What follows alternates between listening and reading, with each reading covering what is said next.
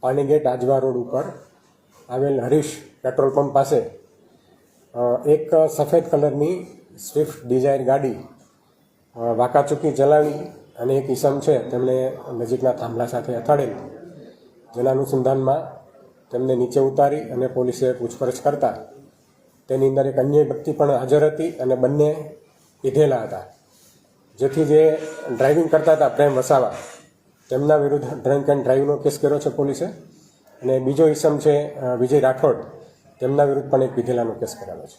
આ ગાડી કોની છે? એમની પોતાની હતી કે બીજાને લઈને આવ્યા? એ તપાસ ચાલુ છે એની. હા, બે ઈસમોની અટક કરેલી છે. એક જે ડ્રંક એન્ડ ડ્રાઈવ જે ચલાવતો હતો ગાડી એમની, અને એક એની બાજુમાં જે બેસેલો ઈસમ એમની. જે ખાસ કરીને જે દારૂ પીધો છે તે કઈ જગ્યાએથી એમણે પીધો છે અને એ આટલી મોડી રાત્રે કેવા કારણસર બહાર નીકળેલ તેના વિશે પૂછપરછ ચાલી રહી છે.